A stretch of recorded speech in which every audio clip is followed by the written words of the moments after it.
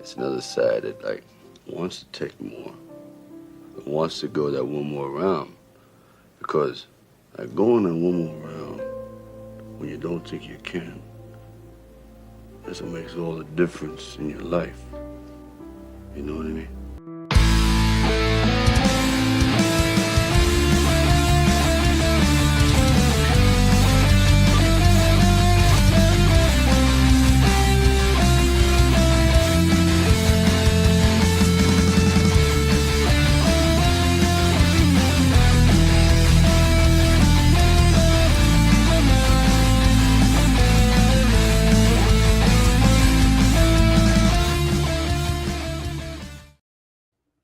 Hey, good day and welcome everyone to One More Round, the Rocky Series podcast. I'm your host, Ryan. And with me, I have just Kate for now. Kyle is going to join us. He's just going to pop in when he can pop in. He's running a little bit late this morning, so we're going to get this show started without him.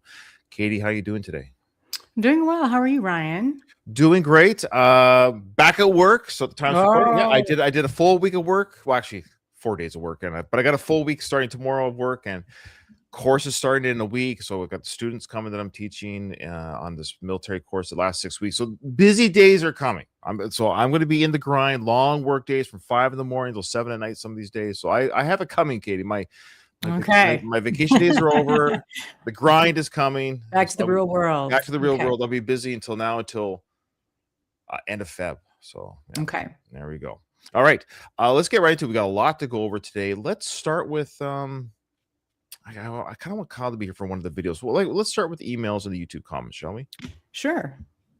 We have an email from Rocco. He says, "Dear Ryan, Katie, and Kyle, I just want to write and confirm what you were all thinking about Rocky's speech. During COVID, my father asked Sly how he came up with it. Sly told him that he had originally given the same speech to Sage and later decided to use it in the film. Looks like you guys guessed correctly. Keep up the good work, Rocco Muchere." So yeah, Rocco, as you know, is the author of the Rocky trivia book that we draw from on each episode. And his dad, I guess, reached out to Sly. I don't know how. That's amazing. How did he do that? I guess that's the next question that Rocco should answer for us. How did your dad reach out to Sly? And I believe him. I'm just curious how Sly came back. So we have it there on a good, I guess you could say, secondhand report that Sly did confirm that, yes, indeed, he had that conversation, something like that, with his son. So it's very autobiographical in the movie. So we nail, and I maybe even knew that. So it's not like it's not quite public knowledge, but this is sort of a, very biographical story. Okay, and we got something really cool that I want to show you, which I'm hoping Kyle will be there for that. I'm sure he will be. That Gino, our favorite Australian. Okay. Italian put together. Okay. Awesome. Okay. What's the next email? Next one, request for the Rocky IV Ultimate Cut Plus podcast love from the UK. This is from Wayne Harris. Wayne here from Portsmouth, UK. I hope you're all doing well. I'm a massive Rocky fan. I first watched Rocky on the VHS rented from my local shop. And when I was 9 years old, I haven't looked back. Oh, he first watched Rocky on VHS rented from his local shop when I was 9 years old. I haven't looked back since. I've seen all 6 films countless times, with Rocky IV being my firm favorite. Me too. Is in the Katie camp with that. Okay. Me too. It's not the best, but it's my favorite. Okay, sure. Yeah. He goes on to say, I've been listening to your podcast since around October and absolutely love it. I usually tune in during my early morning 7-mile walks. It really helps the time fly by. Well, good for you for doing 7-mile walks every day. That's awesome. Yeah. I should do that. Yeah. You're a disaster, Katie. Huh? You're a disaster. I am a disaster. I really am. I'm like, okay. He says, I recently heard Ryan mention an ultimate cut of Rocky IV that he came across, compiled by a friend, if I remember correctly. I'd love to get my hands on this version if it's still available and possible to share. If you could send me a link, I'd be incredibly grateful. Thank you so much. And please keep up the fantastic work. You've got a dedicated listener here in the UK, Wayne Harris. Oh, thanks, Wayne. Yeah, it's awesome. We got a lot of UK listeners. I know. It's awesome. And yes, I did reply to Wayne directly with Gino, our favorite Italian American. Oh, sorry. Favorite Italian Australian. My bad. Sorry, Gino. I did email him Gino's YouTube link that has the link within the video description. Remember, he made the trailer for his Ultimate Cut. So, anyways, he's got all the info. Anyone else that wants that info, email the show and I'll give that to you as well. Or just go check out Eccentric Views, the YouTube channel, Eccentric Views, and just look through the videos. You'll see the Rocky 4 Ultimate Cut trailer that Gino put together. In the description is the video link too. It's still, I actually checked too. It's still there. You can still download it. So that's super nice of him to do. It's awesome. Yeah. The next one is a YouTube comment at Marcus Zanti. Hi again, and Happy New Year to you all. Thanks for taking the time to respond to my comment on the alley scene with Polly. Contrary to what Ryan said, I feel this scene is taking liberties with the audience and getting away with its mistake in where it's placed in the film. With the added lines that Polly says, like knowing you're going to take a beating and the stuff in the basement, it seems way too applicable to the Dixon fight. I think Rocky doesn't have to take a beating and could just call it quits if it was a low-key match with no real stakes. But hey-oh, maybe I'm being punchy. Anyways, I think I've outstayed my welcome on this and need to get over it. I'm going to miss all this when the season is over. I look forward to each new episode with you guys. Thanks for putting this together.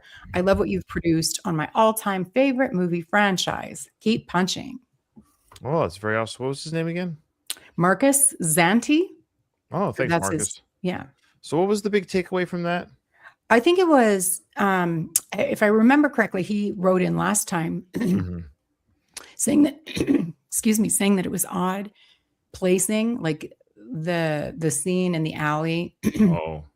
Like that it should have come after Rocky had taken the Dixon fight, but in this version it doesn't. And I think we were all kind of saying it could have been that he was referring to just generally getting out of your comfort zone and going into boxing in general, like doing it for yourself, like that takes guts. Okay. And I think he's kind of doubling down on that. It takes way more, that he thinks it makes more sense that it was in definite reference to the Dixon fight. Okay. Hey, Kyle's here. Kyle, how you doing? Hey, good. How are you guys doing? Good. There's always a bit of a lag when Kyle first joins, so I don't know why that is, but it's going to catch up. I missed what you said. Oh, shit. Okay. No, it's okay. Stay there. Don't go anywhere, Kyle. I know it catches up after a little bit. So what we'll do is we'll have Katie just keep reading the emails. By the time you're done, I think we'll be on the same audio wave. Okay, Katie, next one. The next one is from Andy Grew. Opinions aside, this scene is iconic. Football teams have it in their locker rooms. There are posters and pictures that enshrine it all over the place. Stallone does some of his best acting work here. Watch his face after he says the word shadow. It's a split second, but it's calling back to when Robert complained about him casting a big shadow. Milo doesn't quite nail it, but it doesn't matter. The scene is near perfect. So he's talking, of course, with the rainbow and sunshine scene. Yeah. We were a little bit hard on it. I think we've said this before. We are a podcast talking about the Rocky films. We kind of fine-tooth comb it. It'd be a very easy podcast just to go, every scene's amazing. A couple little silly scenes, sure, here or there. But we do fine-tooth comb it. Yeah, That's right. So we kind of picked out things that weren't as strong, maybe as we remembered or recalled. But yes, it's a great scene. It's iconic. And I'm not surprised that sports teams have that as their mantra on their motivational. Yeah, sure, of course. Yeah. I think we were just like, I think we all were like, it's a great message, great scene, but in the pantheon of all speeches in Rocky, I think it wasn't quite in the top. Yeah, especially for you, Katie, if I remember. Kyle, I think you're caught up to us. Am I? You guys hear me okay? We hear you okay. Still a little bit of a delay, but you're fine. We hear you loud and clear, though. You're coming clear. We have one more. From Andy, yeah. Just to respond to what you said, though. Like I actually have warmed up to that over time. Like initially, I was not a fan of that scene, but like I think the value of the actual advice there is excellent, which makes me like the scene a lot. The not the acting, but just like it just seems like the actual scene itself, in terms of the acting and how it was, not as good. I don't think, like it's not horrible, Like I wouldn't say they did a bad job, but it's not like the beach scene in Rocky 3 or even Adrian in Rocky 5 after Tommy drove away, or like scenes like that.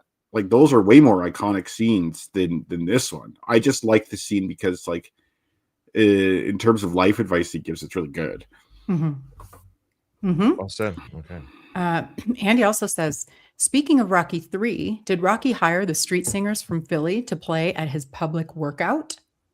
Yeah, and maybe Andy doesn't remember. I don't blame him. I think he's heard a lot of our show, but I think we even commented on the fact that yes, indeed, Frank Stallone playing the street corner singer. Yeah, absolutely. Rocky knew that group.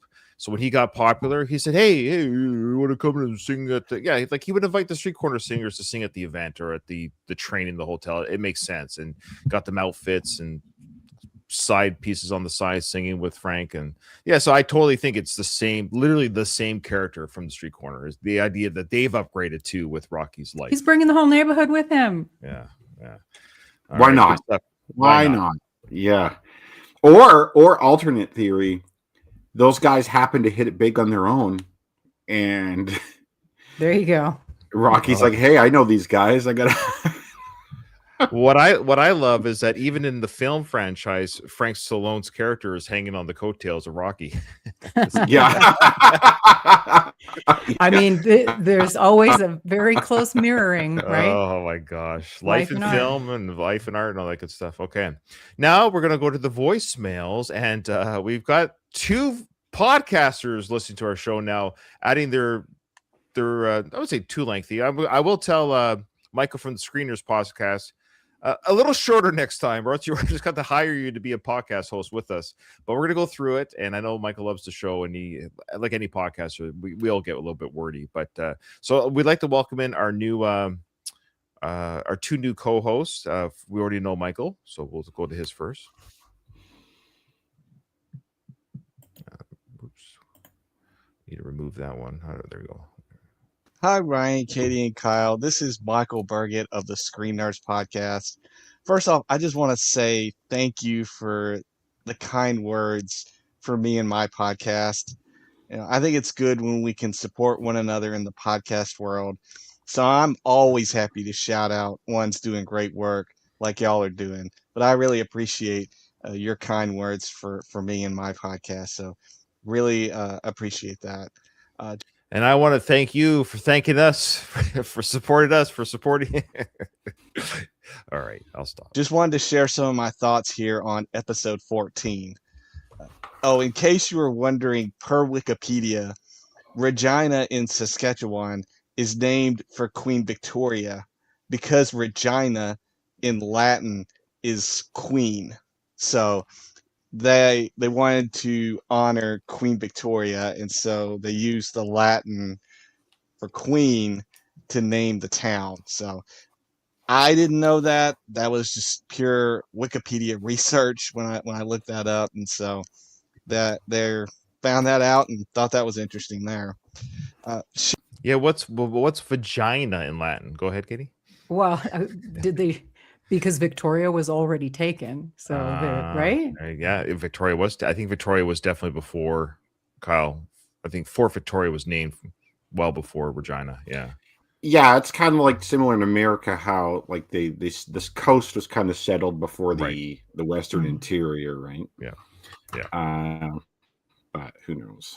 Who knows? And who cares? I'm just but we do that. Like we have like a bazillion Columbuses. Or like a bazillion Austins, you know, right. It's actually funny. Like for a lot of Canadian cities, you could find a city in America with the exact same name. Mm-hmm. Yeah, Victoria. There's Victoria, Texas, isn't there? Yeah, there's there's a Vancouver, Washington. That's right. In Edmonton, Kentucky, Toronto, Ontario, California, Toronto, Ohio. Yeah. What was the California one, right? Ontario, California. Oh yeah. Okay. Yeah. Oh yeah, that's like a greater LA. They have an airport in Ontario. Like one of the LA airports is Ontario. Yeah. Anyway. Shout out to Milo in this scene. Sorry. He said shout out to Milo is what he said here. Iconic scene. I think he holds his own against Sly here. And I feel like his performance helps make the scene be what it is. I understand Robert's frustration here as he's talking to his dad. It feels like it was pent up emotions that he had been thinking about for a long time. And it was just in this moment that he just lets it all out. So I get why he's angry, and that's why it comes out as such. And I feel like that Milo, in giving that performance, makes it make sense here. So I guess I kind of disagree with y'all as far as like the anger sense of the yelling and everything. I think it really makes the scene what it is, and I think it needed that kind of punchiness to it. Yeah, you're only allowed to send in voicemails when you agree with us. That has to be a new. I, That has to be. I A new don't rule. know if I think I understood that he was angry. Like I don't think that's in dispute. I just think we found mentioned more about the anger acting. Maybe was off. Sorry, It go seemed ahead. very shouty. No. well, I to me it just seemed unnatural. Mhm. Like it didn't seem like how an angry conversation would actually go. The way he's like, "Do you understand that? Do you?" Like Yeah, that didn't seem right. Like I don't see that. I don't see it going down quite that way. But I agree. Like, of course he's angry. Of course he has a bunch of pent up stuff. Like, that makes total sense. And I must come to Milo's defense here, as always. Big fan. He's still younger in his career. He's this is helping him become the Milo that we know now, and Right. I like that Milo. Plus he didn't write anything, right? I was just going to say, Kyle, I I think his side of the argument, like Sly's big speech, the Rainbow Speech, is iconic and it's written really well, almost poetry, Shakespeare-esque in its Mhm. orientation or oral presentation. And so I think Milo's lines maybe weren't as strong. I think it maybe Sly took a little bit more time to have a more natural response. Good Yeah. call. It just felt like this whole scene was just the setup for the big moment. More that was the unnatural part of it. Like, okay, Dad, now it's your turn to lay it into me. I will say one of the more natural parts of that was when like Robert like unloads on his dad. And then his dad is like, when you were just a baby, you fit in my hand like this. Yeah. And it's like, that is totally something a freaking dad would say. And I believe you kind of see him roll his eyes at that. Because I'm like, oh God, can we get to it already? Yeah. I'm like, that's real. Like, I could totally see that going down. That's fair. Both from Robert and from Rocky, because when Robert shows that frustration, then Rocky in turn shows that frustration. And I really have always loved the speech from Rocky. It's one of those ones, even back when I first saw the film, I really had that as kind of like one of those motivational things. When anytime things were down, I would play that clip and rewatch it and think about it. Even like when YouTube started to become a thing in the late 2000s, I would always pull up that clip from YouTube and watch it. But I think in hindsight, and especially with the first Creed film, I think I prefer the one step at a time, one punch at a time, one round at a time line as a motivational speech to this one. There you go. That's what we're talking about. There's other moments, even in the Creed films, that seem a little bit more. Well, Creed's a better film. I think it is a better film. I think we're gonna get people, shot. We're gonna get shot for that one. I actually think most people. I know that's subjective, but I think most people think Creed is superior to it's a good Rocky film. Balboa. It's a good film. And to that point, Rocky got nominated, or not Rocky, Sly got nominated for his role. Like, it was so good, his acting. That's the conundrum I think that people have that aren't Creed. Like, I won't say any names, of course, and I won't give my reasons why I think people have a hard time with Creed. However, objectively, it's a really good film because, again, Sly's acting in that film is really the best acting he's done since the first Rocky film. There's a reason. There's a reason why he got nominated again. Yeah. But I still love this one. I just feel like the Creed speech where Rocky is talking to Adonis and telling him, giving him that kind of that repetition of one step at a time, one punch at a time, one round at a time. I feel like that one is almost like a better motivational line than this speech. But I think it's also, those two are more comparable than a lot of the other speeches in the first 5 films. I think Rocky Balboa is almost more in the generation of the Creed films than it is with the first 5 Rocky films. So I almost think it's kind of hard to compare. I know that was kind of like the comparison discussion in the episode, was how this speech would rank in the all-time Rocky speeches. But I almost think it's of the generation of the Creed films, where if you're wanting to compare it to like the Creed speeches, then it kind of makes more sense in that aspect of it. But really, this is an iconic scene, really one that always kind of stuck with me, and really have enjoyed it even to this day. And so I'm glad that y'all took an entire episode just to focus on this one, because I feel like it really merited having just this speech be its own episode.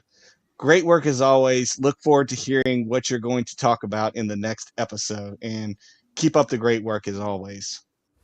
You know, Michael just seems like a real sweetheart of a guy. But Yeah, I will say, Michael, make sure we don't make your voicemails the episode. Oh my Tighter. God. I'm just bugging him. Look, I love Michael, but he's going to follow my show notes. He's a podcaster, Kyle. He'll follow my show notes. Yeah. Go ahead, Kyle. Podcasters podcast. That's right. Yeah, I'll just say this though about like comparing speeches. I kind of agree about that it's in the generation of the Creed films, but I think that's not because of the timeline as much. I don't know if he meant the timeline, but Rocky doesn't really give speeches in the first 5. Like, the reason you compare it to the Creed films is because that's when Rocky is kind of in that mentor type role, and he's not in that role. He's kind of in that role with Tommy, but is like, obviously that's not. But he's out. Just repeating Mickey's stuff. Yes, yeah, he's just yeah. He's basically, you know how like Tommy was Rocky's robot. Rocky was like Mickey's robot in kind of a way. Oh, he didn't have made that connection. We never said that, did we? Oh, he didn't have Mickey's heart like for yeah, we gotta go do season 5 again. Let's go back to season 5 again. We missed that. Yeah, Rocky did evolve into the Mickey starting in this movie. So that's a fair point, both Kyle and Michael. And also it had to be, we're so used to these speeches coming from Adrian, and this feels like a departure. Like, this is the first time we don't get it. And, you know, I miss it. I really liked the Adrian speeches. We'd like to thank our YouTube. We've got a couple of people watching us on YouTube.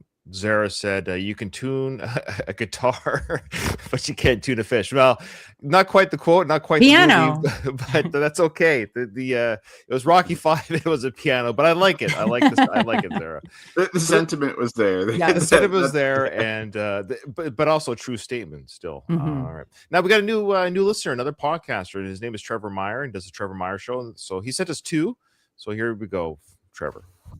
Hey everyone, it's Trevor Meyer from The Trevor Meyer Show. Great breakdown of the scene where Rocky gives his son a good talking to, maybe Stallone giving his own son a good talking to in that scene. And you have mentioned that it's not really like Rocky to give these kinds of speeches, that it's more Adrian's place to give a speech to Rocky, or Mickey to give a speech to Rocky, or Apollo to give a speech to Rocky. Rocky doesn't typically yell at people and tell them that they're living their lives wrong. He has more of a live and let live approach to things, but there is a little bit of precedent for that not being the case. When Rocky and Paulie have their conversation at the beginning of Rocky 3, Paulie's kind of coming after Rocky the same way that Robert is going after Rocky. And that's when Rocky kind of like turns it around and says, look, man, like, I have been more than happy to just let you make your own mistakes, let you live your own life, but you're coming after me, so I'm just going to tell you how it is and set you straight. And in the case of Robert is going after Rocky for something that Rocky wants to do and is really important to him and affects him more than it affects Robert. But it affects Robert in kind of a sideways, tangential way that is slightly inconvenient for him. So he's like, no, you don't go after what you really want in life. You are going to inconvenience me by pursuing your life's mission. So you just stop what you're doing so that it won't bother me. And Rocky's like, you don't have a right to tell me what to do with my own life. You worry about your own life. So, and he does the same thing to Paulie. When Paulie comes after him, he says, look, I'm going to tell you this straight from the heart. You're not down and you're not a loser. You're just a jealous, lazy bum. And these are words that he's been thinking for a while, but he just kept it to himself until they come after him. It's sort of like, let he who is without sin cast the first stone. He's not going to cast the first stone, but he will retaliate if they come after him. So that's just my thought on that scene. Great work as always. Keep punching. They drew first blood, not me. They drew. Hey woman. Hey woman. Hey, woman. He came after Mr. T That's with right. that. Yeah, okay. I'll give him that there is a slight precedent that like Rocky, you could call. I think it is a little bit of a stretch to call that a speech. What he said to Paulie, it's not really a motivational speech as much as just putting Paulie in his place type of thing. But it is a little bit of a. I will say it does count. I'll say it counts. It counts, but it's like and I'm not saying Trevor said this because he didn't, but I'll just say that it's certainly not the caliber of speeches you're used to in the rest of Rocky, like a speech from Adrian or something like that. Like calling someone's like, well, you're not down, you're not a loser, you're just a jealous, lazy bum, is a reality check for sure. But I don't think that's really as much of a motivational speech as, say, like talking to Robert and being like, if you want to go out and get what you're worth, or be willing to take the hits, and like something Robert could actually leave with and improve his life with. Where Paulie is basically just saying, hey man, like you actually aren't a loser, but you're kind of a fucking bum, just so you know. And of course, it's the 80s. So that speech in the parking lot is immediately followed up by a comedic, so-called comedy. Can I have a job? Yeah. With that weird music at the end, like I don't so even know what horn played, but like some kind of brass instrument music at the end. All right, Trevor, that was awesome. We got another one from Trevor because I think he watched, like, he sent two right away. Because I dropped two episodes pretty close to each other, so I think that was for episode 13. This was for 14. Hey everyone, this is Trevor Meyer from the Trevor Meyer Show. Just wanted to congratulate you on hitting 1,000 subscribers. That's awesome. And you did reference a deleted scene that was on the DVD releases, but not in the director's cut. And I think this was a mistake, actually. I think that Sylvester Stallone just forgot to put it in because it clearly happens in between the scene where Paulie is sleeping at Rocky's house when he's making breakfast and all that stuff, and later on, just before the tour, when Paulie says, you can't stand living alone, can you? Because clearly Paulie is living in the guest room. They established that in Creed, that Paulie is living at the same house with Rocky. And then just a few scenes later, he says, you can't stand living alone, can you? And the scene that I think they forgot to put in was Paulie's girlfriend comes to Rocky's house, packs up Paulie's stuff, and takes it away. And she says, Paulie says he talked to you about this. And Rocky's like, maybe, but I don't think so. And you just see how lonely Rocky is. You see that even though Paulie is a jerk to him, Rocky is still devastated to find out that, like, his only friend in the world is moving out. And then it makes more sense later on in the alley when he asks, can I move back in with you? So that's to me a big continuity error in the director's cut. There's no creative reason why it wouldn't be there. So I literally think he just forgot to put it in. So yeah, just wanted to throw that out there. Great stuff as always. I'm very disappointed to hear that this series is going to be ending so soon, but hopefully I can comment even more often. Thank you very much, and have a good night. Well, unfortunately, Trevor, you are going to be getting rid of us. So back catalog. Yeah, we have a huge back catalog. If you need help and directions how to get there, just send me an email. I'll direct you. Also, great insight and continuity issues in the Rocky franchise. You must not be a fan. Yeah. The only reason I could think they would take that out is just like, hey, we want to keep this movie down to a certain time. Now, granted, it's like I haven't really put much thought into scenes you could cut out in favor of that. I guess Sly probably just thinks that people don't care about Paulie that much. It doesn't really matter.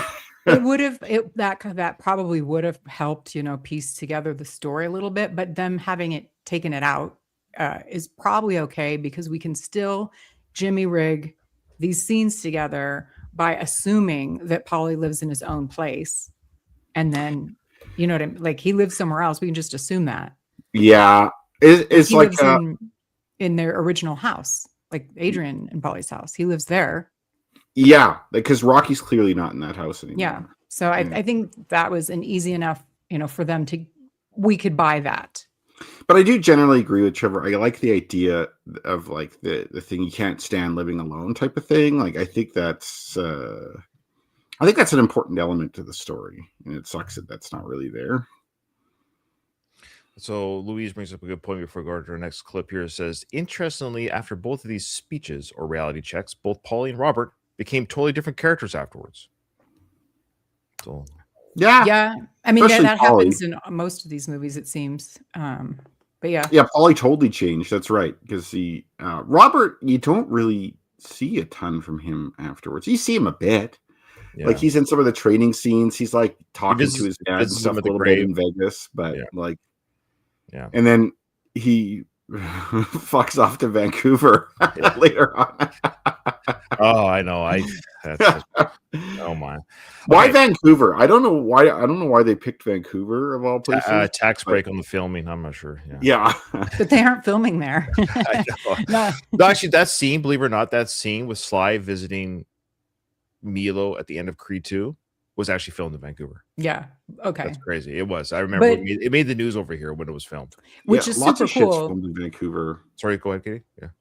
No, I was just saying like that worked out. Yeah, they had said that before they filmed that scene. Yeah, of course. Yeah. Okay. Maybe Sly liked Vancouver when he was there for Rocky 4.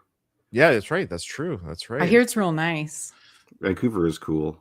Most they film stuff there anyways. Like when I was in Vancouver, I drove by this courthouse, and they kept filming this scene over and over again where people were walking down the stairs, and it's I don't know, business as usual there, I guess. Yeah. Can we start a GoFundMe for Katie moving to Vancouver? I would really like to. Yeah. It's cost prohibitive for me right now. Well, yeah. It's beautiful. British Columbia is the best province. Sorry, Kyle. All right.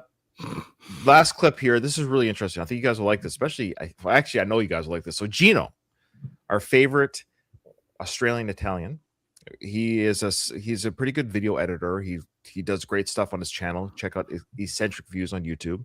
He sent me this link. It's on his YouTube channel. What I did, though, just for context, I clipped. You'll see why.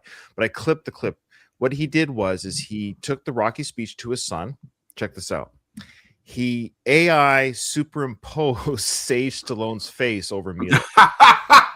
Which version of Sage? I think age appropriate at the time. Okay. So he would have been the whatever age Sage was at the filming. It's about right. Oh, 30, yeah. 30. Okay. Now, unfortunately, and now, yes, of course, if you had incredible editing software, you could change the hair. The hair is the same. So still Milo's haircut. So it's just the face over top where the face is. It just gives you, but it does give you some sort of inkling of what it would look like. It's sort of a fantasy play of what it would look like if it was Sage standing there looking at his dad during the speech. So it's kind of I'll let you see for yourself. Of course, so the speech is clipped. It's going to be all over the place because I just wanted to focus on this, on the superimposed face part. Okay, here we go.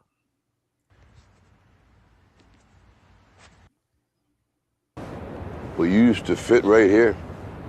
I'd hold you up and say to your mother, this kid's gonna be the best kid in the world. This kid's gonna be somebody better than anybody ever knew. Then the time come for you to be your own man and take on the world, and you did. But somewhere along the line, you changed. You stopped being you, like a big shadow. Let me tell you something you already know. The world ain't all sun, beat you to your knees and keep you there permanently if you let it. You, me, or nobody is gonna hit as hard as life. Cowards do that, and that ain't you! You're better than that!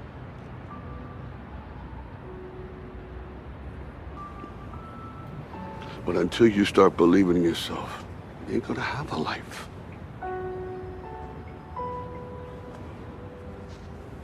Don't forget to visit your mother.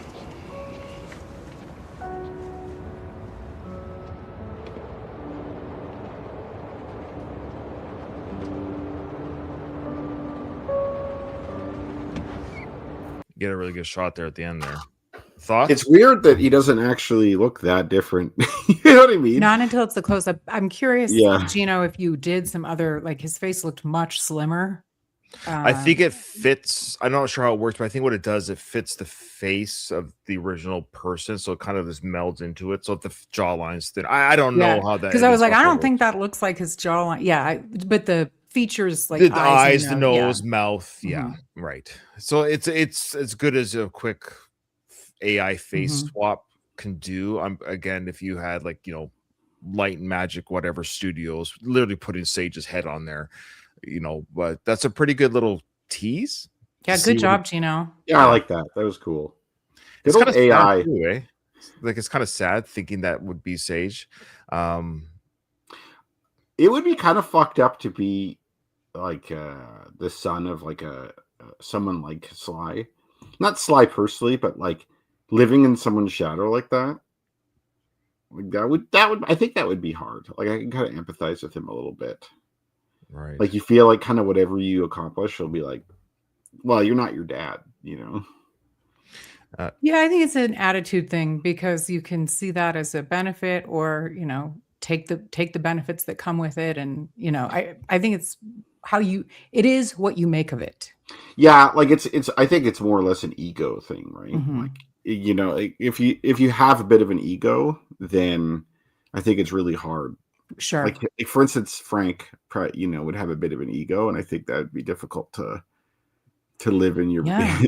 But if you're kind of more of a live and let live, like I'm doing my own thing, I don't care what people think person, then like you wouldn't care at all if like Sly's your dad. All right, Louis, great comment here, and we'll start into the movie discussion. He goes, yeah, Robert eventually goes ghost, but he's completely on board with every aspect of training in Rocky Balboa. Post-speech. Also, Rocky still gets plenty of blame since he's cool with flying everywhere for Adonis, but it took 2 whole Creed sequels to fly to his son. Well, plus he quit his job too, right? Yeah. Like he basically just, like it is someone who's worked at a job where it's like, really, this is not for me. Like I get that idea of like how freeing it is to leave something like that. And it's like, yeah, he does change in that respect. And it's like, I'd be curious as to what he does in Vancouver. Like whether he still works in like the financial industry or if he has like a totally different kind of job. New spinoff coming. We'll find out. It's gonna be like the what's his name? Robert at Law in Canada or something like that. Yeah. All right. I think he could still be in finance or whatever he went to school for. Oh, sure. It's just there's a big shadow in Philly, but not in Vancouver. I Well, guess is the idea. Well, I think he didn't really belong there, though. He wasn't like those guys he was with, or like that. His boss didn't really feel like he fit in there either. Like that particular company was for sure not for him. Yeah, and I think being in Philly didn't help that. Well, it kind of did, kind of didn't. Like he got business because he was a Balboa, but like maybe he found somewhere in finance that's kind of more his jam. But I really want to know what happens between the end of this movie and the beginning of Creed. Yeah, they're estranged again.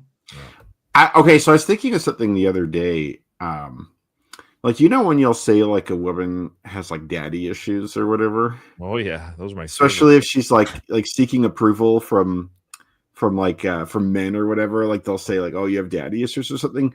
I feel like Sly has son issues. Like he's always like seeking like approval from like other guys in like mentor roles, whether it's like Tommy Gunn or Creed or whoever, but like he can't get that relationship with his own son. I like these thoughts from Dr. Peterson. Yeah. All right. So we just saw Milo acting as Robert Jr. here, thinking about visiting the grave. And now we're going right into a deleted scene. I believe the next scene is not in the original cut. If you remember, I think we see Rocky train.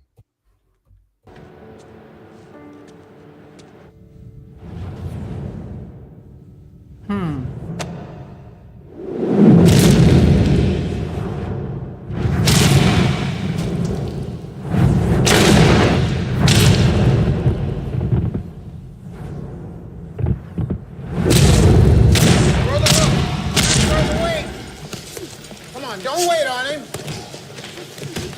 Come on, don't wait too long. Ready to... Throw that hook. Come on, throw that hook.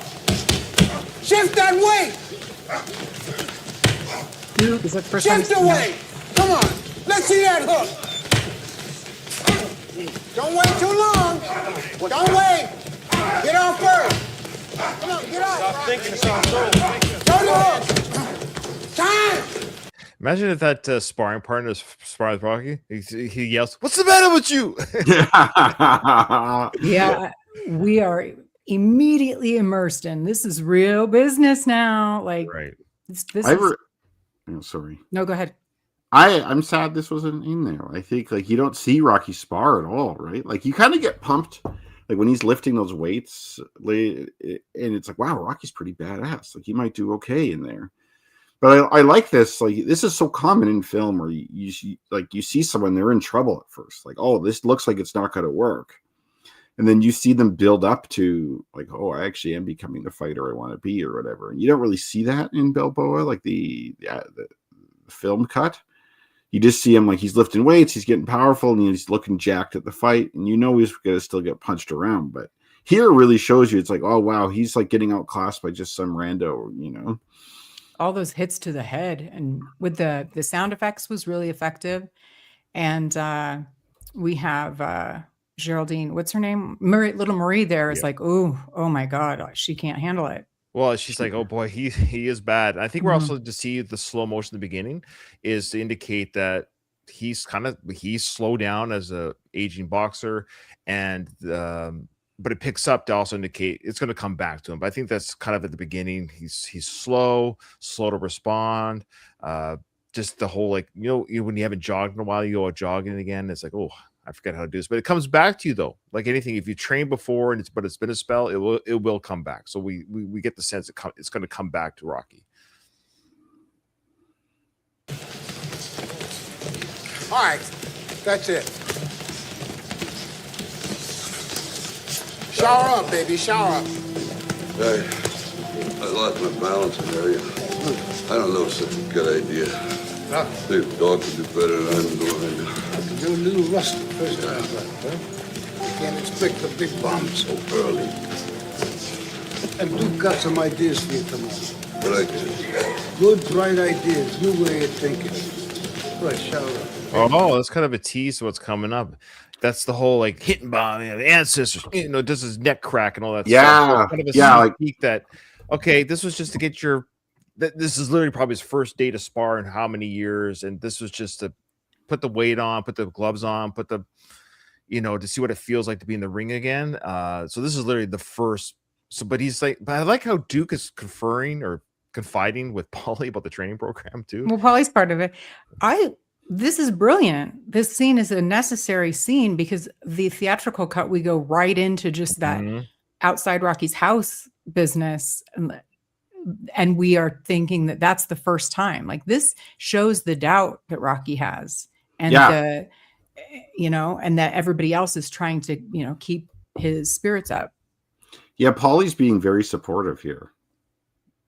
Mm-hmm. Like, you would think sometimes Paulie would like make fun of him here. Like you could see a version of Paulie saying it's like, oh, not so easy, huh? Maybe it's not such a good idea. You know what I mean? Like he could easily have gone the other way, but based on that talk in the alley, what we do see of it, this does kind of make a bit more sense. So it's good to see Paulie like on Rocky's side.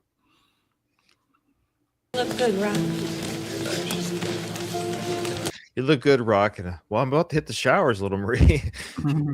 Yeah, I think too, if you're Rocky in that situation, she's kind of patronizing you. He's like, I know what I was out there. Yeah. Paulie, what's his problem? He's thinking rather than doing. And you're probably making him rusty. Oh, sure, Paulie. Hey, whatever you're thinking is wrong. Oh, you think so? Yeah. Oh, you think so? Yeah. Oh my God, this needed to be in it. There's the old Paulie there. Yeah, there he is, holding the bottle of whatever it is. And Paulie's assuming they're banging. Yeah. Oh, yeah. Hey, Rocky, are you screwing little Marie? Hey, you don't talk dirty about little Marie like that. You balling her? His legs are weak because of you. Oh, that's right. His legs are weak. That's Yeah, right. Katie's the only one that caught that. I didn't catch that. I just thought like he was just lashing out at her because she was there. No, Oh, I got he the assumes second. they're banging. Yeah, that makes way more sense. Like I agree with you. And she's like, no, it's not like that. Should be like that. We need this scene, damn it. Louise, Rocky to Little Rico, open your bride.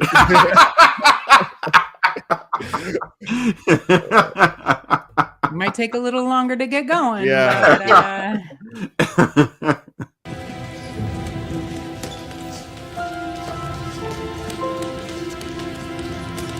Do I have a little bit doubts? It's like, oh boy, I don't know. I'm actually really annoyed that they cut that scene. Well, it's Sly. Sly is the master cutter. He loves deleting scenes. I tell you, Cut some other stuff. There's plenty other shit to cut. Yeah, that sucks. I wonder if it's because it makes him look like in a negative light. I don't know. Maybe, but then moving now into this totally makes sense. He's down on himself. Yeah. He lost his confidence. I need to go to the woman who always gave me my confidence. Yeah. Yeah. Imagine if like little Marie pops up behind the headstone. Hello. He's mine now. That's right.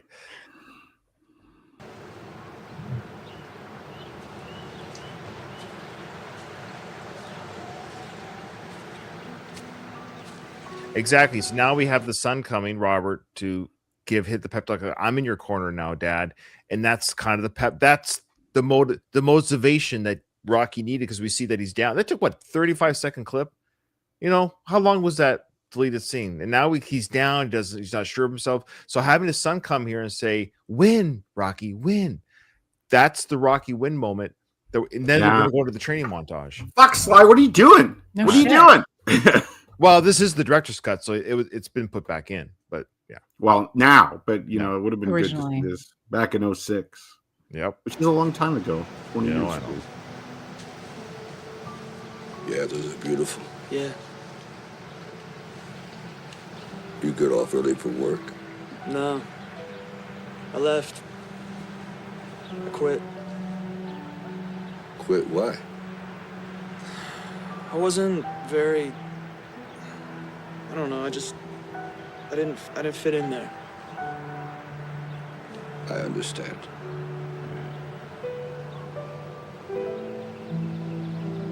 So what are you gonna do?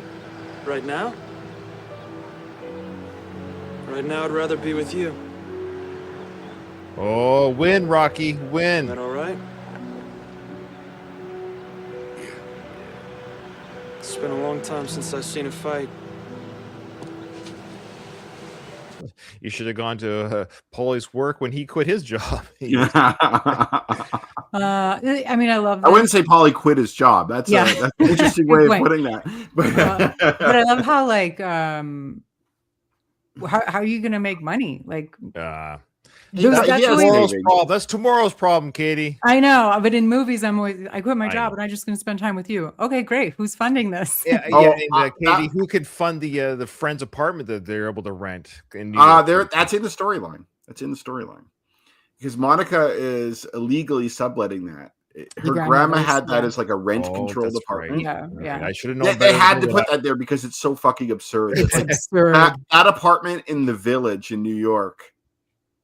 What would like, it go with, for like now? a waitress and a chef salaries supporting like That's like totally a thing in the 90s into the early 2000s, like showing young people in big cities with great apartments. Like, yeah, right. that's a thing in Hollywood in general. Though I was just Mhm. seeing this the other day. Like when I was a kid, I thought everyone in America lived in like gigantic houses because you'd see like someone who has they're a cop or something like that, and they live in this massive house. The sitcoms, whatever you call it. Yeah. Yeah, or even like I've been watching The Rookie, and this guy's like a rookie cop, and his house in LA is like a fucking mansion. Oh, that's no, I know. I watched the Billion. show. It's a rich friend or someone that gave it to No, him. no. He moves out of that house. Oh yeah, okay. He moves out. He gets his own place, and he fixes it up because he was a contractor. Right.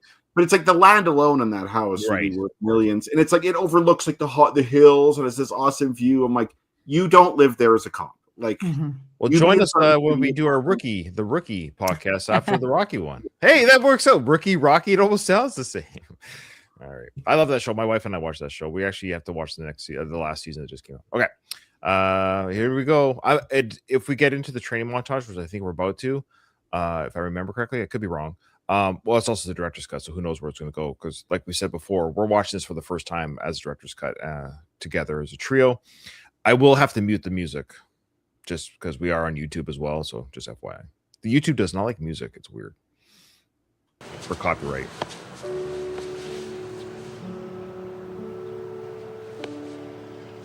There you go. It's all he ever won. He's already won. He's already won. No matter the outcome. You know all there is to know about fighting. So there's no sense us going down there. See, this is what's cool because Paulie says, "Hey, Duke's gonna give you some new ideas," and this is why I like this. Oh, what are the new ideas? Now we're hearing it.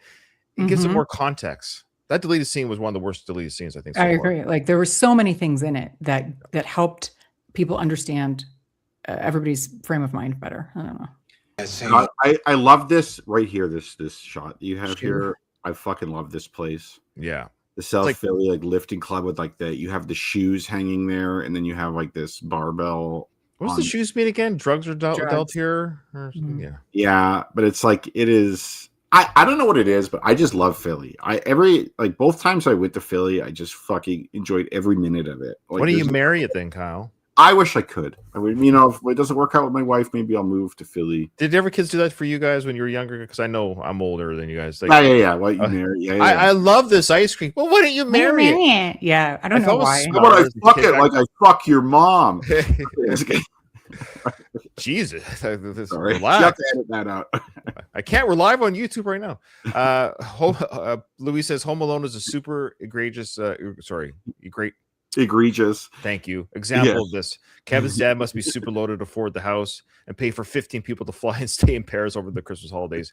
I actually talk about that in my Home Alone and Home Alone 2 coverage. With it's not a conspiracy theory that he's in the mob, which I think doesn't help that he was later in The Sopranos. That's funny. Same actor. Yes, Katie does a great coverage on these on the John Hughes films. Check out her podcast, dear listeners, the Retro Made podcast, everywhere on audio and YouTube. Check out Retro Made. Oh, of course, you do. We just covered Home Alone, and we talk about it. Yeah, you do. I don't want to spoil it. On road again. To beat this guy, you need speed. You don't have it, and your knees can't take the pounding. So hard running is out, and you got arthritis in your neck. And you've got calcium deposits on most of your joints. So sparring is out. I love how the surrogate son and the real son look at each other. Yeah, we're cool. Side-eyeing cool. or we cool? Yeah. He's the other woman, you know what I mean? Yeah, I know. That's what it's like the side piece meets the wife at the congressional dinner. Exactly. There's an understanding. But we the mobster's wife and the girlfriend, they can't make a scene though, because that's right. This is important. This is about our man. This isn't about us. This is about our man here right now. We can't. I will say, I'm wondering now if they took the scene out that we all loved because they were sparring in that, and Tony here says, and sparring is out because you've got arthritis in your neck or whatever. Well, he could say that because of the sparring, though. He's like, "Fuck, man, that was a mistake." That's true, Kyle. You're right. So sparring is out. Yeah, they tried it. It didn't work. He was too slow. Yeah. I'm just wondering if that's why they took it out, though. I don't know. Yeah, Sly is that careful about what. Yeah, good point. Yeah, of all the things to be that, because you know what, we did a sparring scene just before this one, and we mentioned sparring in this great scene by Tony. Yeah, we got to take out that whole. Yeah. How old should Robert be? 85 here, or should he be 12? Or yeah. I had that problem. So what we'll be calling on is good old-fashioned blunt force trauma. Now, I know Paulie makes a joke, I had that problem, but we also know that Burt Young was a real boxer, and that might be a nod to his boxing days. But also we know that the character Paulie in the first Rocky film had arthritis in his hands. Yes. Cold. Good callback, Ryan. Yeah, so it sounds funny, but it's actually a nod to the first Rocky film. And we also know that Burt Young, the actor playing Paulie in the first film, he put turpentine on his knuckles so you'd have the pain in his joints. That's method, man. Yeah. I'm curious too that did we talk about this already? But Tony did not seem to need any convincing whatsoever to be like, okay, let's fight the champion. He's like, let's do it, man. Which I don't actually think's a flaw. I feel like that is in line. No, but it would have been fun to see the conversations. To see Rocky call Tony, hey, look, I know we haven't talked since Apollo's funeral, or since since the end of Rocky, the beginning of Rocky 5, when we last saw Tony Burton, when he goes, and for Apollo, he holds up like we haven't talked since then. But it would have been cool to say, hey, Tony, I don't know what you're up to. They will fight again. And it would have been just fun to see Tony be like, okay, all right, let's do this. Let's do this for Apollo and for Tommy. Yeah. It's awesome. Like, he's one of my favorite characters in the franchise. And yeah, that would have been a great scene, because he must have had to flown from LA. Yeah. You know, he doesn't live in Philly. So, and Tony Burton in all 6 films. Yep. Mm-hmm. Yeah. The only one, him, Tony, and Paul, Tony, and of course, Sly, Tony, and Bert were the only 3 that are on 6 films. Even Talia Shire did not make it. Wow. Minus the archive footage. But her corpse is in it technically, but what's that? What did you say? Sorry, I said her corpse is in it technically. Oh yeah, that's true. That's true. Horsepower, heavy duty, cast iron, pile driving punches that will have to hurt so much they'll rattle his ancestors. Every time you hit him with his shot, it's got to feel like he tried kissing the express train. Okay, that neck crack. Okay, my wife cracked. Well, she has actually. I don't want her to hear me because she hasn't done it in a while. She was in a phase. I haven't heard her do it in a while, but she was in this phase where she would crack her neck. We would like watch TV and like, honey, stop. So, anyways, I get the weebie-jeebies or whatever it's called. Every time people crack their necks or knuckles. Are you guys like that about nut crack? Are you? How are you about people cracking their nuts? Their bones. I have a neck injury, so I'm constantly like cracking my. Does it pop and make sounds? Yeah. Oh, geez. I don't find I crack my knuckles. It doesn't bother me. My mother-in-law hates it when people crack their knuckles around her, though, because she believes it gives you arthritis. Yeah, well, that's actually been proven not to be true. Apparently, you know what? Some people, when they hear something once, it just stays. I believed it forever. Like, don't get me wrong, I believed it forever. Yeah. Or that it like weakens your grip or something. Yeah, like, but I'm just saying she's the kind of person that, like, what you get an idea in her head, it's there for yeah. You know what I mean? But yeah, I think some people are just don't like certain sounds. Yep. And I think there are a subset of people who are mentally ill who don't like the sound of cracking. You know, like my brother-in-law Ryan. Like me. Yeah. No, it's kidding. No, it's true. No, it's not that. It's like better chewing sounds. We talked about this. There's an actual, I forget the title. Maybe Michael from the Screeners podcast will tell us, but there's a term for not liking sounds that people make. It's like chewing, cracking knuckles. Apparently that is correlated with intelligence, though. So very smart. You know, take that for exactly. I don't get it personally. Yeah, I don't get it. It's like I don't get brain freeze. Okay. All right. Yeah, you can freeze. Yeah. Let's start building some hurting bombs. So of course, now I got to mute the music. But of course, when that was done in the theater, everyone just cheered and loved it. Tony brought it. Yeah. It's an interesting scene because it brings in a little bit of comic relief. Yeah. You have like Bert's thing, which is funny, and then I found the neck crack cringy personally. I didn't. Yeah, that's what I mean. Like, even though not just the sound, it's almost like it's almost comical. They should just kept it a little bit serious the whole time. But I guess it's sort of like a hodgepodge of characters getting together for something that's almost silly that he's even in the ring. So I don't know. You kind of have to see this movie for what it is, and that it's a nostalgia trip. You're having fun watching it. It's not meant to be like Rocky 1 or something like that. Mm-hmm. It's simply a derivative of the first film. And it's meant to play. I know you could watch it having never seen Rocky. It was kind of designed that way, but like I think in reality it's meant for like the fans who want to relive a lot of that stuff and have a fun, good time, and it delivers that. All right, so here's the training sequence. I mean, I know it's not as exciting without the music, but like I said, we'll be taken off the YouTube right away, and it won't even be able to go on YouTube. We've seen this 1,000 times. Is there anything from this that you guys like? I know this is Sly. We talked about it before, but this is basically Sly getting to do his workout on film. He's just doing. Yeah, I don't really remember it as much. So okay, we can pause it wherever. I don't know how much. I guess again we're cutting back and forth with Mason's training. That's the classic. We're seeing the opponent train while Rocky trains. That's happened in a few of the films. Rocky's doing a lot of old school weights. It's kind of an old school fit. Not quite outdoors like Rocky 4, but not quite the hotel in Rocky 3. It's a bit of in between. It's old school gym, old school feel, barbells and a basement type feel to it. It's funny, when Muhammad Ali watched Rocky 2, he watched a screening of it in his house on a projector, and he was interviewed, and he said that like one of his criticisms of Rocky 2 was Rocky's weight training. Oh, because like old school fighters didn't train with weights. Weights was seen as, I don't know if fighters now do or not, but weights, at least back then, was seen as like it makes you stiff and not movable, and it's like it's not functional training essentially. Yeah. So like what Rocky's doing, according to someone like Ali at least, would be like very counterproductive. Although I do understand like the muscle build, the thought behind it, that like, hey, you're never gonna match this guy's speed, for skill. We have to make it so when you do hit him, it causes some serious damage. And that's the whole idea. And it's a combination of art and life here. We got Rocky building the muscle mass to take the punches of this younger opponent, to also, whatever 1 or 2 punches he gets in per round, it's going to hurt. This whole point is going to be his ancestors are going to feel. So he's basically building himself like a tank. So the punches won't hurt him as much.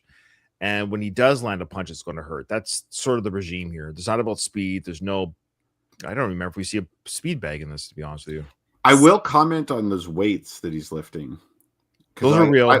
No. I've been lifting weights, and so I kind of have like a idea of like, how much something like that would weigh.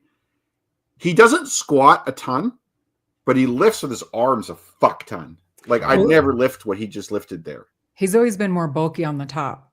Yeah, he's kind of just paying tribute to leg stuff, but like for arms, he's like, but for like honestly, for someone his age, for anyone. Doesn't matter your age, but especially for someone his age, lifting 1 rep of that. Like I've been lifting now for like a year and a half, and the most I can bench press in like a single rep is like 200 pounds. And he just probably did like 3 something there more than once. Like that's pretty... Kyle, have you given HGH? Yeah. Do you want your head? Do you want your head on your shoulders to get bigger and the one between your legs smaller? Yes, but it will allow you to look weirdly bulky.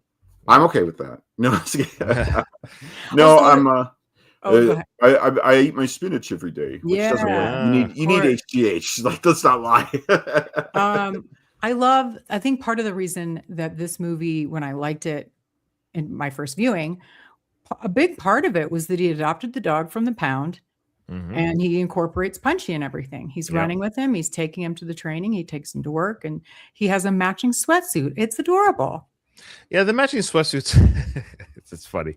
It's cute. I'm just trying to picture Rocky. Did he get it tailor made somewhere? They measured the dog, and no, you probably just bought it. You can buy. My dogs have plenty of clothes. Okay. I've had to put shirts and sweaters and stuff on my dog. Like past dogs I've had. Like I had a dog who had to get this huge lump removed from his chest. It was like not a cyst, but something like that. And I had to put a sweater over him so he wouldn't lick it all the time. Yeah. Because I hate putting cones on dogs. It's so sad. Yeah. So we put this sweater on, and you just find a way to make it work. I'm curious though with Punchy, now that you mention it though. Like, so Polly moves, I guess he moves back in now, but like when Polly moved out, it's like, I wonder if that's one of the reasons why Rocky wanted to get the dog. It's just like to have some companionship at home. Oh yeah. Because that makes a big difference. Like having like, someone excited to see you when you get home.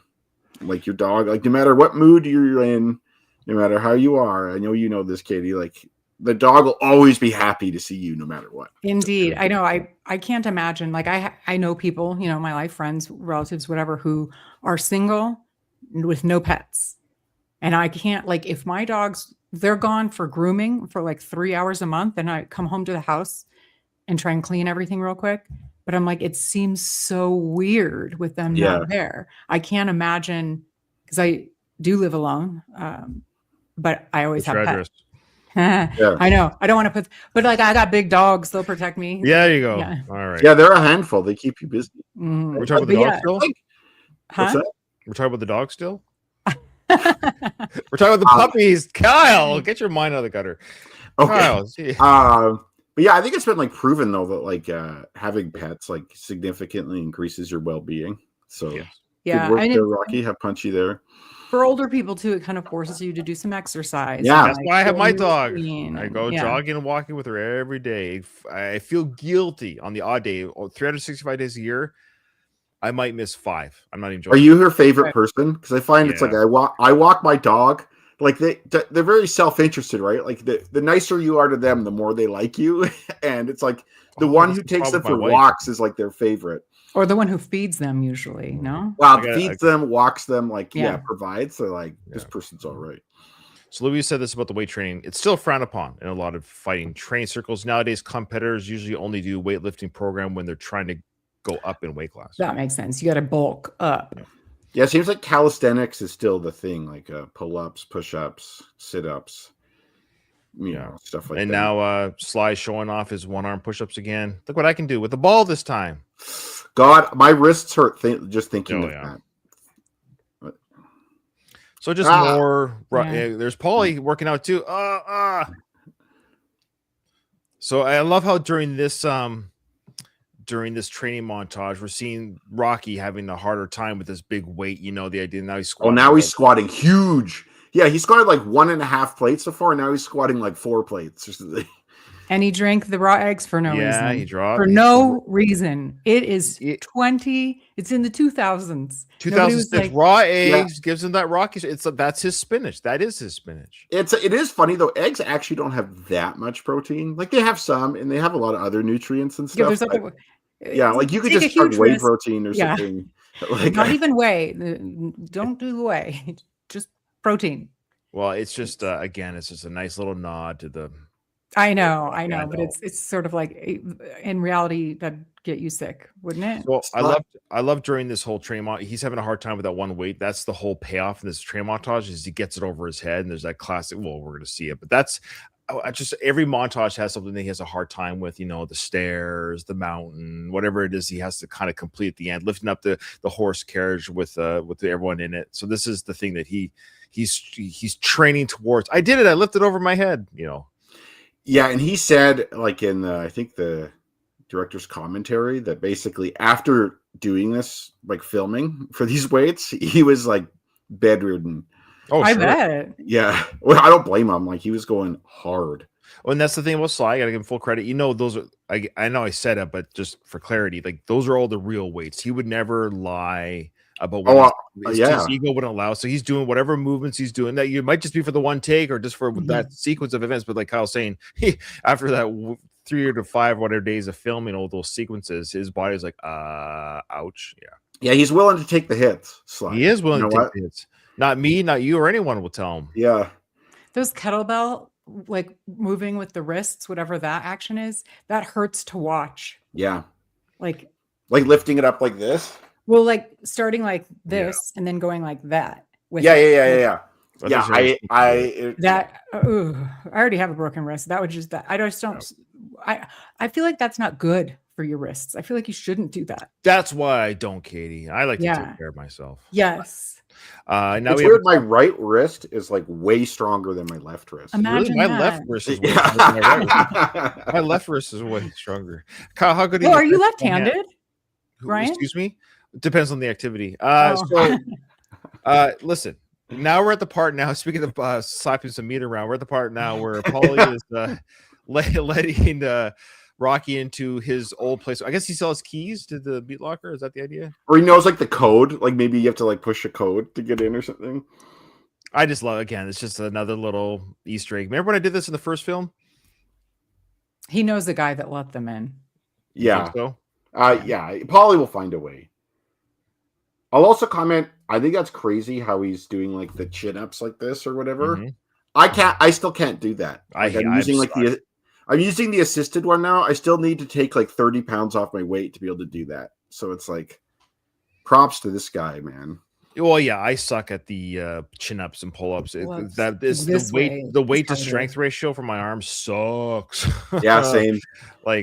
I'm 200 plus pounds and my arms are like, could you be like 80 pounds, please? And we can do this. That'd be great. Yeah. Basically, I could do chin ups if I was 200 pounds based on that that thing there, and then so it's like Sly's probably here. He's probably pretty bulky. I bet he's around. He's probably close to 200 here, given his height. Oh yeah, yeah. And he's doing those chin ups like pretty easily. So it's like it is a test to how fit, and he has like great forearms and stuff too. But like guy could lift for real. So Louise suggests you try southpaw, Kyle. It's like a friendly stranger giving you a helping. That's a great idea. That's a great idea. Are we talking about training still? What are we talking about? All right. So now he was jerking off, and his hand was pointing towards New Jersey, which is south. Wait a minute, that's the wrong first date. That's not a good first date. Jersey, Southampton. Yeah. All right. So Rocky did it. He lifted it over his head. That's the big moment. There he did it. Boom, down it goes. He's really proud of himself. Yeah, guys. All right. And cut. It also shows what lifts are popular. Like nowadays, deadlift is really popular. Everyone's doing deadlift. And like, I feel like if this was filmed nowadays, he'd be like trying to do this crazy deadlift. Because it also looks super impressive because you generally can deadlift a lot. Over the head looks pretty good though. That was a great pose. That's why I paused there. I love that. Yeah. So he gets fit in this movie. Like, he does take his shirt off for the fight. Yeah, for 59-year-old real life. He looks fucking great, man. But why is he so covered up in the training sequences? It's supposed to be a big reveal it's supposed to be, because I think even though the trailer was out, I think the idea is that it's a big reveal for the for the fight. I think the idea is we as an audience see him like the audience would in the arena for the first. Got it. I see that. It's just a departure because one of the things, a signature of the Rocky movies is you get to see a lot of the skin while they're you just have to watch the older ones, Katie, to see the skin of Sly. How many plates did he lift over his head? I don't know. Because there's a scene in Rocky 4 when Drago's training. Drago's struggling to get something over his head. Similar weight. And he finally does it after getting enough steroids and stuff. And I wonder how far apart Sly is as an old man and Drago was when Drago was training. I'm going to give it to Drago. Yeah, but like, what if it was only marginally more, right? Like that might kind of showcase how strong Sly or Rocky still is. Yeah, that's fair. What did you say, Brian? Mike from the Screen Nerds podcast, look that up for me if you want to. Yeah, if you want to, and don't forget, under 2 minutes. Okay. You know what, Mike? You take as long as you fucking want to. No, Kyle, you. All right, so we're gonna finish this train sequence, and don't forget, we're gonna do our Rocky trivia. So we'll do that real quick. Get your pens and papers ready, folks. All right, of course, it's the big ending. He's got Punchy with him, top of the stairs.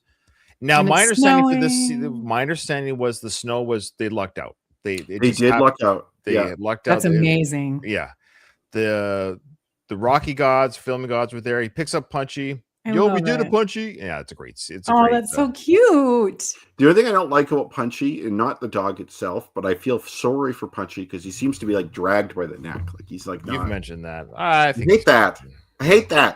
Like I feel like Punchy's like suffering. Like he doesn't want to be doing this. He's too dumb to understand what's happening. That's why he's Punchy. Yeah, but normally dogs are like pumped for a walk. We're like they're dragging your ass. Well, Rocky is notorious for choosing dogs that are not for running. Buttkiss, Bull Mastiff, they are not running dogs. So true. My dogs are couch potatoes. My little Shih Tzu would run with him as long as. So that's the classic. I love that picture there. It's a classic picture. I actually have that shot. My still to this day. I think it's my Facebook backdrop on my Facebook. Okay, the way it's lit. I mean, that's beautiful. Rock or Ryan, you got to get your butt up or down to Philly and go up those steps, man. I will one day before I die, even if I'm in a wheelchair. Those are logistics. We'll get there. Maybe I'll get the Home Alone dad to fly me out. Okay. Yeah. Ready? Okay, here we go. Oh, okay. We gotta get going. I think that's the end of the training, is it not? Am I wrong? Sorry. Yeah, that is okay. All right. Are they in Vegas now? I think so. Looks like it's a lot warmer. He works better when he's warmer. It's just like Philly in the snow, and then Vegas is all warm. That's true. Okay, you ready, guys? Did I already ask that one? No, we did ask. Okay. All right, here we go. What is the first? Sorry, let me start again. What is Rocky's first exercise in the gym when he is training for the fight? So I don't think it's a deleted scene. Wait, what's the question? I got distracted by some weirdo's comment on our feed about his ass being itchy. Oh yeah, so because we are on YouTube, people can come in and out because it's live. So people will just poke in, and the ones that I don't post on the show, just ignore. But yes, We just people saw it too. How do I not remember? Okay, again, what is Rocky's first exercise in the gym when he is training for the fight? I know we just watched it, it, and I can't remember. Oh, if you're playing along at home, don't give us the answers in the chat because we're doing this. I just had to take a wild guess at that one. I probably will get it wrong though. Yeah, I'm just going to guess too. Okay, what passage in the Bible does Spider Rico read to Rocky before the fight? Oh, that's coming up. What? Like John 1. Yeah. So you had to give the reference or something because I can't. I guess so. What passage in the Bible, or if anyone can quote, I don't know, or reference it. I have no idea. I'm the wrong person to ask about that. Now, can I get a bonus question if my answer makes you laugh? Can I get a bonus? Maybe we'll see how funny it is, Ryan. Okay. Is it got to be from Song of Solomon, Ryan? Just no. I did think of the breast one from Psalms, but no. Or songs. Who says, quote, and don't let those numbers drive you crazy. And don't let those numbers drive you crazy. Next one. Who says they're going to be talking about that fake Looney Tune fight? Okay. And lastly, and this is, believe it or not, guys, this is the last question for Rocky Balboa before the bonus trivia questions where we cover all. Yeah. Louise, don't give us the answers until we're ready to give the answers on our book. How dare you? He's a joke one. Yes, I thank you, Katie. That was my joke to the joke. I'm tagging. It's called improv. I'm tagging along. Okay. You got a yes and. Okay. True or false? When Paulie is at Adrian's restaurant with the meat, does he have the Shamrock Meeks logo on his coat? True or false? Could you say that again? So Paulie is at Adrian's restaurant with the meat. Remember, he slams it on the counter. Does he have the Shamrock Meats logo on his jacket or his coat? Interesting. Yeah. What was number 3 again? Number 3. Oh boy. Who says, and don't let those numbers drive you crazy? Who said that? You ready? Here we go. I may as well have not just been here because I can't remember. Okay. Yeah, I know. I did horrible. I'm hoping for my one bonus point. Okay. Oh, God. What is Rocky's first exercise in the gym when he is training for the fight, Kyle? I don't know. I just guessed bench press. Katie? Same. So did I. I said weightlifting, but it was actually chin-ups. Weightlifting? What a... Oh, man. Okay. Whatever. What are you mad at me for guessing weightlifting? Yeah, because it's not specific. That's like saying... Well, why are you mad at me for the wrong answer? It's wrong anyways. I just had to put... You know what they tell you in class? The audacity to even say that, right? I know this is for this trivia game that means nothing to nobody. You're pissing all over my weightlifting. The answer was pull-ups? Chin up. Okay. Or chin up. We would have accepted pull-ups, Katie, had you written that. Yes, Kyle, I got it even more wrong. Should you take a point away? Yes, a -1. I didn't specify which of the weight lift. Fine, arm curls, okay? All right. Either way, I still got it wrong. Now maybe I'll redeem myself with my joke, but I'll let Kyle go first. What passage in the Bible does Spider Rico read to Rocky before the fight? Kyle, me again? I just went. Oh, Katie. I got nada. Okay. I have nothing. Do I get a point if you laugh? I think it's like from Philippians. That's why I'm gonna say something Philippians. Oh, if you get the right book, we'll give it to you. But I put let there be fight. That's pretty good. Thank you. I feel like that's something Apollo would say. Do I get a bonus point for the laughter if Kyle didn't get Philippians? Okay. Do you want to guess a book, Katie? If you guess a book, I'm going to guess numbers. There you go for a book. If you numbers, numbers. Why not? I think that's like numbers is like all like the if you do this with the incense, then you must go and that's save your ass for 7 days. I'll guess Isaiah. Okay, sure. Katie, do you want to guess a book? Paul. I don't think there is no book of Paul, but it's okay. Whatever. Paul was an author, but yeah. Okay. Zachariah 4:6. Okay, fuck. But I get the bonus point for the laughter. Does that count? No. Right. Sure. Oh, Katie, what was with you guys today? Katie will give you a pity point. Who says, quote, and don't let those numbers drive you crazy? Katie, redeem yourself. I don't know, Robert. Oh, Rocky says that. He Rocky that says it to Robert. in the thing. Remember, Don't let those Robert's numbers going up drive the you crazy. stairs, and Get him away with an eraser. Get rid of all of them. Oh, from before. Yeah. I don't know. Okay. I don't know. Kyle, who says there's going to be talking about the Looney Tune fight? Paulie, of course. Yep. It's probably the only one I got right. And lastly, Katie, true or false? When Paulie's at Agent's restaurant, is he wearing the Shamrock Meek logo on his jacket? I don't recall it, but I did put yes. Kyle, Same. I put yes. I don't remember though. You know, it's funny because it shows you that I never cheat. I put false, but it is true. I thought it was one of those trick questions. Like the reason why Rocco's asking is because it's not there. Right. But it was there.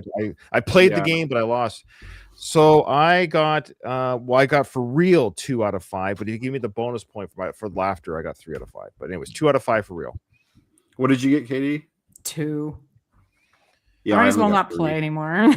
Bob, I got 2 as well. So Kyle, we are officially done Rocky Balboa, the season of trivia. Who we're done the series of trivia too, I guess. No, we have bonus questions coming up. This is just for this. Oh, okay. Yeah. So Ryan, you got 31 points this season. Okay. Katie got 32 points this season. Oh, you beat me by 1. You beat me by 1 point, Katie, by 1 point. You know how much that hurts a man of my intelligence that you beat me by 1 point? Age equals beauty. I got 40 points this season. Oh, you killed Damn, he whooped us. Rocky, I was behind Katie before Rocky 5, and Rocky 5 and Rocky Balboa saved me. Yeah. And I lost, like I tanked on those 2. And just so you know, the judges' scorecard for Rocky Balboa, we actually all fell into the same category, by the way. It's 20 to 40 correct. This is where Dixon wins by split decision and proves he is a true warrior. Oof. That's what we landed on. Yeah. Okay.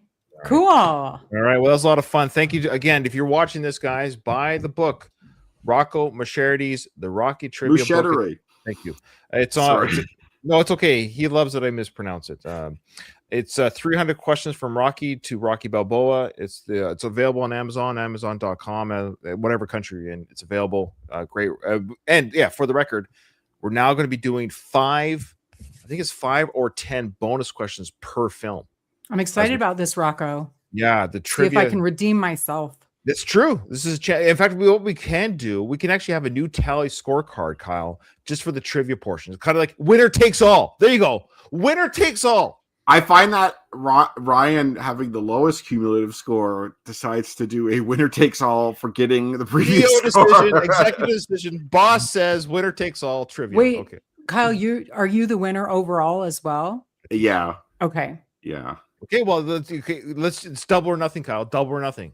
Double or nothing. Let's do it. Okay, sure. Let's do it. I love it. I love that's the competitive spirit. Like anyone could take it. Anyone could take the trivia. Well, I feel like there's no fanfare. I think we need to make a bigger deal about Kyle won the series. That's fine. Who cares? Okay. So that's true. You did. You won overall. Eh? When you retire, it gets quiet. Yeah. I don't see anybody asking for your autograph anymore. So Kyle, you won like everything. Yes. Okay. So these are the final scores. Final scores for all 6 movies. Okay. So since we started at question 1, Ryan, you got 227 points. Okay. Katie got 232 points. Wow. And I got 243 points. Nice. Oh, wow. And it's out of 300 if you want to do the math at home, folks. I'm not going to do it right now, but that's out of 300. Okay. So percentage-wise. Okay. I just finished saying we're not. Okay. All right. I'm sorry. I got to figure it out. Everybody loves math on podcasts. I'll tell you that much. Ryan got 76%. All right. That's not bad. I'll take it. Gee, that's like a B, right? Katie got 77%. I got 81%. In percentage terms, it doesn't seem like we're actually that far apart.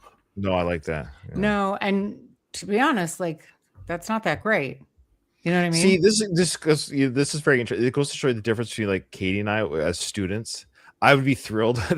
Katie's like, oh no, where's my 90 something? Where Ryan's like, I would die if I got a 77. I don't have to do this grade again. That was my fault. I honestly think it's different in Canada too, like the scoring, because like in Canada, like 50 is a pass. Yeah. And like the average in a class, would be like around 65 to 70 is average. You guys rate on a curve, it sounds like. No, I don't think so. I think they're just like it's on a curve. It is just a different rating system. Yeah. Well, they've also changed it. They've made it easier kids to get better grades now. Like, I should have been a kid now. I know, like in America, like what used to be considered an A, the bar to get that is much lower now. Okay. Well, great. Well, yay, America. Awesome. Yeah, okay. we just, That's awesome. driving home are what we're known for. That's good. All right. Well, thanks everyone. Thanks for joining us. Really, thanks for those who watched us live. Thanks to our patrons who watched us live. We appreciate all your support. But unfortunately, Katie, this episode is over. I didn't hear no bell.